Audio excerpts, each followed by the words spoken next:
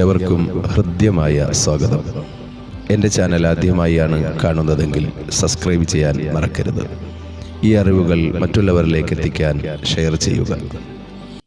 നമ്മിൽ പലരും ധനം കൊണ്ട് ധനികനായിരിക്കാം, പക്ഷേ അവരിൽ പലരും ഹൃദയം കൊണ്ട് ദരിദ്രരായിരിക്കും.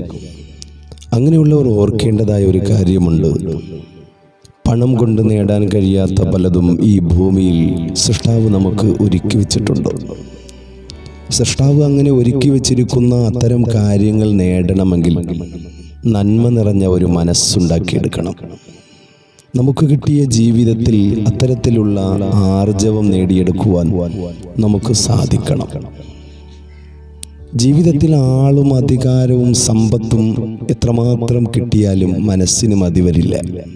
പോരാ, ഇനിയും വേണമെന്ന് മനസ്സിങ്ങനെ പറഞ്ഞുകൊണ്ടേയിരിക്കും.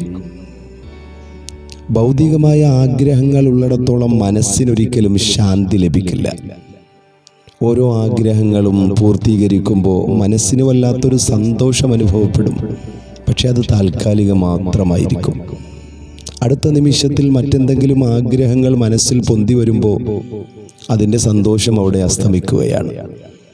അതുകൊണ്ട് തന്നെ മനസ്സ് ആഗ്രഹിക്കുന്ന വസ്തുക്കളിൽ ഓരോന്നും നേടിയെടുക്കുവാൻ നമ്മൾ പ്രയത്നിച്ചു തുടങ്ങുന്നതിനു മുമ്പ് തന്നെ അവ വാസ്തവത്തിൽ നമുക്ക് ആവശ്യമുള്ളതാണോ എന്ന് വിവേകപൂർവം ചിന്തിക്കുന്നത് ഉചിതമാണ്.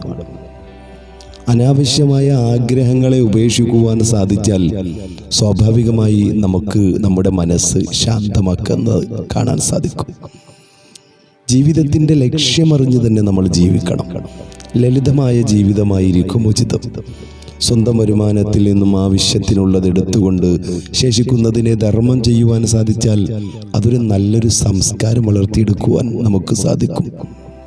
അങ്ങനെയാകുമ്പോൾ ബാഹ്യമായ കുറേ സുഖങ്ങളൊക്കെ ഒരല്പം കുറഞ്ഞിരുന്നാലും ഉള്ളിലെപ്പോഴും വല്ലാത്തൊരു ശാന്തതയും ഒരു സംതൃപ്തിയും നമുക്ക് അനുഭവപ്പെടാൻ സാധിക്കും.